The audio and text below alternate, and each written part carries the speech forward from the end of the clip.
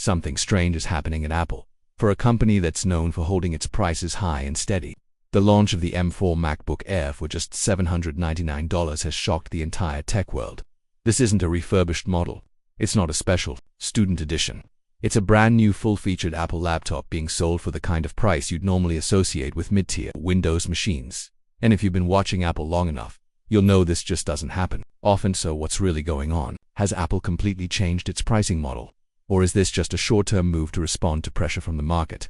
Either way, the $799 MacBook Air M4 represents something far bigger than just a good deal. It's a reflection of how Apple views its future and your place in it. Let's first look at the offer itself. You're getting a 13-inch MacBook Air M4 with 16 GB of unified memory and 256 GB of storage. On paper, that's more than enough for the average user. Whether you're browsing, editing documents, watching 4,000 content, or even light video editing, this machine can handle it, and all of that at a $799 price point. Makes it the most affordable, high-performance MacBook Apple has ever released, and by a long shot. If you missed this deal, don't panic. These prices are setting a new standard in the minds of customers. Even if the sale disappears temporarily, it's likely to come back again. Apple is sending a message here. This is what affordable performance looks like now. But while this new price point is a win for customers, it raises several deeper questions. First, is this the perfect laptop for 90% of Apple users? It seems that way. Unless you're pushing your machine to the absolute limit, rendering large-scale 3D animations or editing multiple 8K video tracks, there's very little that the average person needs from a Mac that this Air can't deliver. And here's where things get really interesting. At $799, this MacBook Air starts to outshine Apple's own lineup.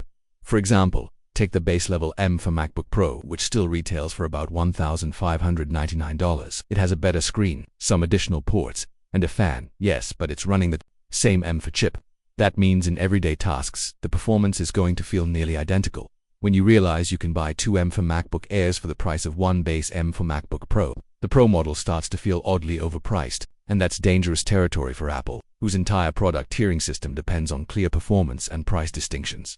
This pricing shock doesn't stop there. Even Windows laptops in the $599–$799 range are now in serious trouble. For years, Windows OEMs dominated the budget and mid-range segments, but now Apple has brought the MacBook Air into that same price zone, and nothing on the Windows side offers the same combination of performance, battery life, display quality, and ecosystem integration. For Windows users looking for a reliable laptop in that range, the Air is now a no-brainer recommendation. Unless you're gaming or tied into software that only runs on Windows, the M4 MacBook Air becomes the most attractive option. Then there's the question of what this means for Apple's upcoming MacBook lineup. Rumors suggest the M5 chip might be delayed, which only strengthens the case for the M4 Air. Not only is it priced lower, but you also won't be missing out on much performance. Based on early estimates, the M5 might only be around 15 to 18% faster than the M4, a difference that's barely noticeable in real-world use. If you're waiting for the M5 hoping it'll blow the M4 out of the water, you might be disappointed. And since the design isn't expected to change, and ports will likely remain the same, there's just not a compelling reason to wait. Now, let's talk about the elephant in the room, Apple's rumored MacBook Lite, possibly powered by an A18 Pro chip. If the current MacBook Air is selling at $799 and Apple is still turning a profit, then how low does the Lite have to go to make sense? $699, $599, maybe even $499. That's a big deal. If this A18 Pro laptop does exist and it's weaker than the M4 Air, Apple will have to price it aggressively, because let's be honest, who's going to pay $699 for an underpowered MacBook Lite when the Air with a full M4 chip is just $100 more? Not many. And that puts even more pressure on Apple to rethink its product line structure. The drone world is no stranger to innovation. Every few years we get a model that raises the bar. But what DJI is preparing to launch now feels like something completely different. This isn't just a product refresh or a mild upgrade. This is the start of something much bigger. The DJI Mini 5 Pro is redefining what we expect from lightweight drones. And if the early details are accurate, this could become the new standard. In compact aerial viduraphy. The launch of the Mini 5 Pro is confirmed for August 7, 2025. That's not a rumor anymore. Several credible leakers and industry insiders have backed this date with regulatory filings and behind-the-scenes shipment data. DJI is planning a coordinated rollout across major regions, starting as early as September. So, if you've been waiting for the next major leap in portable drones, your wait is almost over now. Let's talk about what actually makes this drone so different. First, the camera. This is where everything changes. The DJI Mini 5 Pro is expected to include a 1-inch CMOS sensor, That's a huge step up from the Mini 4 Pro's smaller sensor. For those who don't obsess over specs, here's what that means. A larger sensor gives you better low-light performance. It captures more dynamic range. Your footage has more depth. Backgrounds blur more naturally. Bright skies don't blow out. Shadows keep their detail. And night footage doesn't fall apart with grain. In short, your drone footage starts to look like it came from a high-end cinema camera, not a toy, and it gets better. This isn't just about the size of the sensor.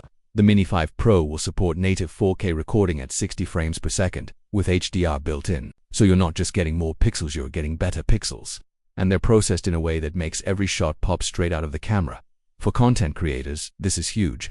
No more spending hours in color grading just to make your footage usable. You'll be able to publish your work as is with vivid colors and cinematic contrast. If you're someone who works in real estate, travel content, social media, or YouTube, this upgrade alone might be worth the price. You're getting a professional-grade camera that flies, fits in your backpack, and doesn't require a heavy rig or licensing in many countries. It's the kind of tool that makes shooting easier and faster so you can focus more on the story you want to tell, not the gear you need to do it. But the upgrades don't stop at visuals. Battery life is another area where DJI is making a major leap forward. The Mini 5 Pro will reportedly pack a 4680 mAh battery. That's a significant improvement over the Mini 4 Pro. It translates into flight times approaching 50 to 55 minutes. Think about that for a second. More than 50 minutes in the air on a single charge. That's nearly double what most compact drones can offer. This isn't just a quality of life improvement, it's a complete shift in what's possible. Longer flight time means more flexibility. You can shoot longer scenes, you can explore larger areas, you can even do back-to-back shots without returning to swap batteries. For people who shoot weddings, documentaries, or outdoor travel content, this is massive. No more cutting your flights short because of limited time in the sky. No more rushing to get the perfect shot before the battery dies. With 50+ minutes, you have room to experiment, reframe, and adjust. And then there's what might be the most exciting addition of all: LiDAR. This is the first time we're seeing LiDAR-based obstacle detection in a drone under 250 grams. If you're not familiar, LiDAR stands for light detection and ranging. It's a laser-based technology that maps out the environment in incredible detail. It's already used in cars and industrial machines. Bringing this to a palm-sized drone is a serious game-changer. Here's why it matters. Most drones use cameras to detect obstacles. These work well in daylight, but struggle in low light, fog, or tight spaces. LiDAR doesn't have that problem. It works in almost any condition. That means your drone can now see in the dark. It can navigate through fog. It can fly close to buildings, trees, and even indoors with a much higher level of safety.